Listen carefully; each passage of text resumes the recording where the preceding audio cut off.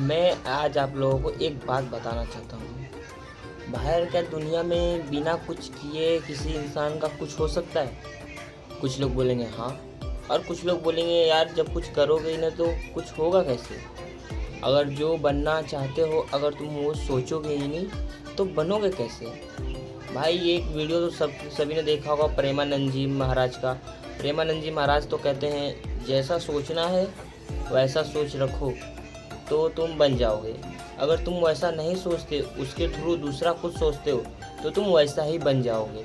अगर तुम सोचते हो कि मेरी लाइफ अच्छी है, मैं बहुत जल्दी अमीर बनूंगा, 1-2 लाख हर महीने कमाऊँ, तो वो पॉजिटिव भाई आपके साथ होना ही होना है, कहीं ना कहीं से वो सब चीज़ आप लोगों के साथ होगा। अगर आप ये सोचते हो अरे यार मेरी लाइफ बहुत बेकार है, मेरी लाइफ किसी काम की नहीं है, मैं हमेशा ऐसा उल्टा सीधा आप लोग सोचते रहेंगे तो आपकी लाइफ वैसे ही हो जाती है धीरे धीरे। तो भाई अगर ये बात तो मैं ही मानता हूँ भाई, मैं देखो जैसा सोचता हूँ भाई मैं वैसा होते जा रहा हूँ धीरे धीरे। मैं भी पहले आप लोगों की तरह भाई नेगेटिव बातें सोचता था कि मैं भी आज ऐसा है भाई, आज का दिन बहुत बेकार है मेरे लिए, मेरा बहुत बुरा दिन चल रहा है। तो भाई वो 100% होगा। अगर मैं अच्छा सोचूंगा तो वो भाई मेरा माइंड वही चलेगा अच्छा चीज़। तो ऐसे ही मेरी बॉडी लैंग्वेज भी हो जाएगी, हाँ भाई ये पॉजिटिव है। तो ऐसा में भगवान देखेंगे तो हमारी लाइफ में तो हमें वैसा हमारी सोच बन जाती है। अगर मैं ये सोचता हूँ यार आज कुछ अच्छा नहीं हुआ, आज बहुत बेकार लग रहा है, मन बहुत उदास है, तो भाई वैसा 100% ही होगा मेरे साथ। यकीन ना हो तो ना आप लोग एक बार सोच के देख लो। आप लोग अपने बारे में इतना बुरा सोचो, इतना बुरा सोचो ना, एक बार देख लेना 100% मैं लिख के दे रहा हूँ कि 100% वो बातें होगा ही होगा। अगर आप दिन भर में भाई अच्छा सोचते हैं, 1 घंटा भी अगर अच्छा सोचते हैं तो भाई आप लोगों के साथ अच्छा बहुत होगा। बहुत बहुत लक्की हैं आप लोग कि अच्छा सोचते हैं अपने बारे में। और ज़्यादा से ज़्यादा हर लड़के लोग जो काम पे जाते हैं, हम लोग से बड़े उम्र के या हम लोग के एज के भी लोग भी काम पे जाते हैं, वो लोग बस यही सोचते हैं यार बस ऐसे ही ज़िंदगी भर ऐसे आना ही जाना है, अपना काम अपनी लाइफ तो यही है, बस वो लोग यही सोचते हैं।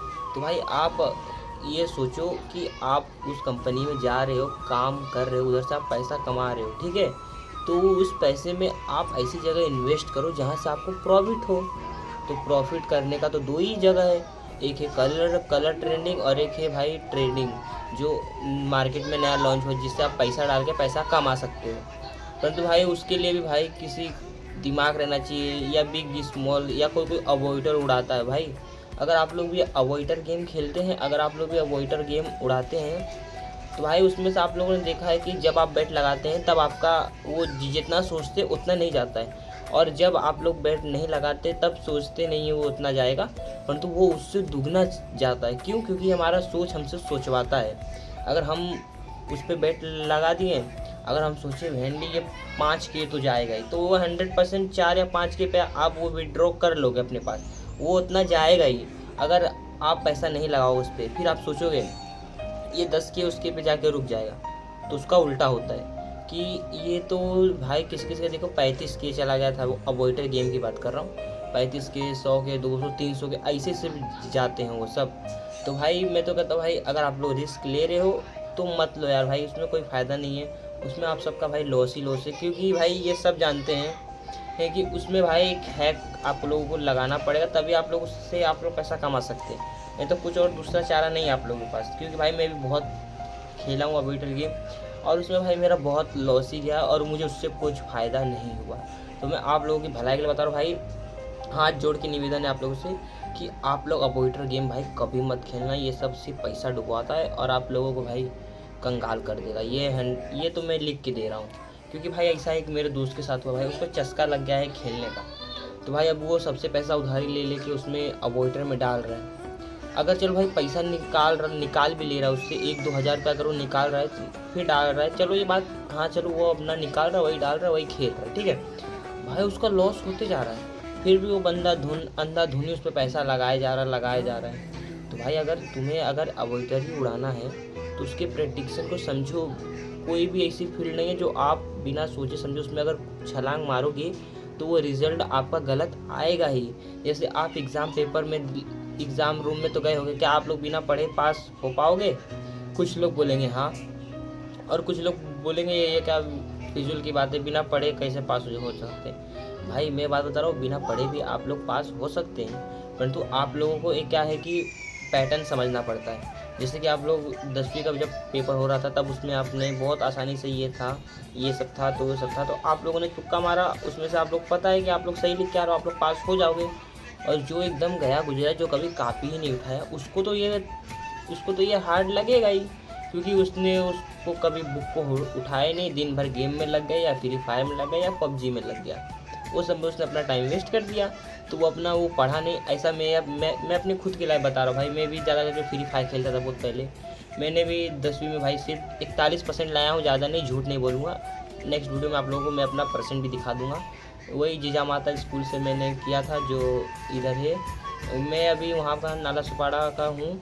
तो भाई जीजा माता स्कूल तो बहुत कम ही लोग जानते रहेंगे, क्योंकि वो उतना खास नहीं है, और पहले जैसे उसमें बच्चे नहीं है भाई, मैं क्यों उसमें पहले जैसे उसमें कोई बच्चे नहीं है, पर भाई स्कूल एक नंबर था भाई। उसमें 2004 से वो स्कूल चालू था, क्या बच्चे थे भाई उसमें, बहुत सारी, जितनी उसमें पब्लिक पढ़ते थे ना, उतना तो भाई मिनिमम किसी स्कूल में नहीं, ना ही दुबे स्कूल में होगा, ना ही भाई कोई और स्कूल का नाम ही नहीं था भाई, सिर्फ जीजा माता विद्या मंदिर हाई स्कूल, बस इसी का नाम चलता था बहुत पहले। तो भाई मैंने भी जीजा माता विद्या मंदिर से ही पढ़ा था भाई, बहुत अच्छा स्कूल था। तो भाई मैंने अपने दम पे भाई पास किया था ये, क्योंकि भाई मैं उतना पढ़ने पे ध्यान नहीं दिया अपना, तो मैं सोचा कि अगले दिन मैं बिना पढ़े जाऊंगा तो शायद मैं पास हो जाऊंगा, यही मैं गलती कर दिया था अपना, यही मैं गलती कर दिया था अपना। तो मैं गया बिना पढ़े और बिना देखे, तो भाई इंग्लिश का पेपर था ना उस समय, इंग्लिश का, तो इंग्लिश के पेपर में गया भाई, मुझे कुछ समझ ही नहीं आ रहा, वो 10वीं का पेपर है। तो भाई 10वीं का पेपर में भाई इतना हार्ड आ गया, मैं बोला अरे इसको कहाँ से टिक मारूँ, इसको कहाँ से, और किससे पूछ भी नहीं सकते भाई, क्योंकि उधर सबका सीट नंबर अलग था, क्योंकि सब लोग दूर बैठते थे, इसीलिए मैं किसी से पूछ भी नहीं सकता था। तो अगर मैं पूछा तो मिस सीधा पेपर ले लेंगी मेरा और मुझे बाहर निकाल देंगी, चाहे किसी को बुला लेंगी, क्योंकि उस समय नकल मारोगे तो भाई अगर रेड पेन अगर चल जाता है तो वो लोग हम लोगों को फेल कर देते हैं। तो भाई मैंने ये सब मैंने नहीं किया, मैंने नकल नहीं मारा भाई, मैं इतना अंधाधुन कुछ भी ठोक के आया ना मैं उसमें, मैं बता रहा हूँ भाई, मेरा उसमें केटी लगते लगते बचा है भाई। पता है कितना आया? आप में से तो कोई विश्वास ही नहीं करेगा मैं कि मेरा इतना आया होगा भाई, मेरा 35% आया। अगर एक भी भाई एक पेपर में 35 मार्क्स आया इंग्लिश में खाली, अभी हिंदी मैथ का तो मैं अभी आप लोगों को बताता हूँ, हिंदी सिर्फ इंग्लिश में ही मेरा उतना 35 भाई, अगर एक मार्क्स भी अगर इधर उधर हो जाता ना भाई, तो वो रिटर्न मुझे पेपर देना पड़ता, क्योंकि भाई केटी अगर लग जाता ना, वो रिटर्न पेपर देना पड़ता, तो फिर वही रिटर्न पेपर देने का मुझे कम से कम 2200 या 2300 खर्चा करना पड़ता, तो भाई मेरा हो जाता। तो भाई फिर मैंने नेक्स्ट पेपर में भाई मैंने पढ़ के गया था भाई, नेक्स्ट पेपर में मैं पढ़ के गया था, नेक्स्ट पेपर हिंदी का था। हिंदी का तो उतना आसान था मेरे लिए, क्योंकि मैं हिंदी पढ़ने में माहिर हूँ और हिंदी में बहुत फटाफट पढ़ लेता हूँ, इंग्लिश मराठी बस और मैथ बस ये 2 चीज़ में मैं तीन चीज़ में मैं कमज़ोर हूँ, मुझे पता है।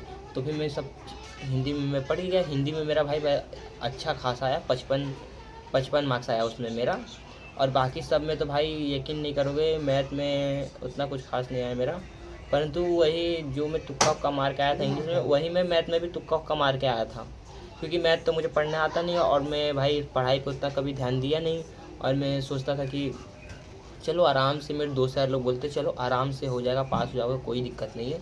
भाई जब अपने सर पे पड़ता है ना, तब मालूम पड़ता है कि हाँ भाई कोई भी काम हल्के में नहीं लिया जाता, और भाई मैं तो भाई यही हल्के में ले लिया था सब पेपर को। तो मेरा मैथ में कितना परसेंट आया था, रुको मैं अभी बताता हूँ आप लोगों को। मैथ में हाँ 41% आया था मेरा, 41।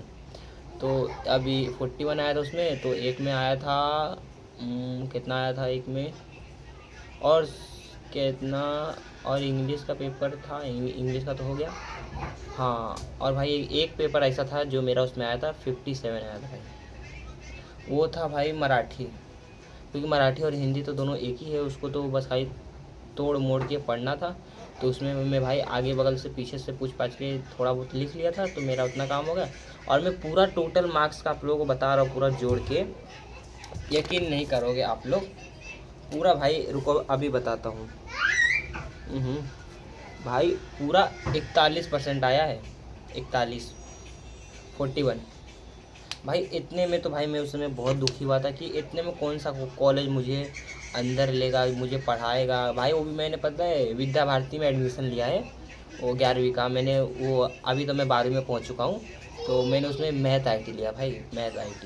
मैथ आईटी लेना नहीं चाहता था, पर दोस्त लोग भी हैं मेरे उसमें, तो बोलते हैं मैथ आईटी अच्छा रहेगा, मैं हूँ साथ दूंगा। तो उसमें भी भाई, उसमें तो मैं पास हो गया, ये 11वीं में मैं पास हो गया, परंतु अब अभी मुझे टेंशन लगा साला मैं 12वीं में क्या करूँगा। अगर 12वीं में मैं अगर फेल हुआ तो बहुत दिक्कत हो जाएगा मुझे। और मैं इसी बात से बहुत डरा, क्योंकि अभी विद्या भारती कॉलेज भी खुलने वाला है। आज है 5 तारीख, तो भाई 5 दिन बाद एडमिशन स्टार्ट होगा 12वीं का। तो भाई 15 तारीख से कॉलेज पूरा स्टार्ट हो जाएगा और सब लोग आना जाना करेंगे, तो शायद खुल सकता है। तो भाई यही मैं सोच रहा हूँ, क्या भाई मैं 12वीं पास हो पाऊँगा, बस मैं सोच, क्योंकि मैं भाई नेगेटिव मेरे मन में चल रहा है आजकल कि मैं ऐसा ऐसा, जो लोग 11वीं में रहेंगे ना, वो लोग यही सोचते रहेंगे 12वीं हार्ड रहेगा, और जो लोग 10वीं में रहेंगे वो लोग ये सोचते रहेंगे कि 11वीं में हार्ड रहेगा। और जो 12वीं पास करके निकल जाएंगे ना, वो आपको आके बोलेंगे अरे भाई मैं तो कुछ पढ़ा ही नहीं, मैं तो कुछ किया ही नहीं, बहुत ईजी से मैं निकल गया।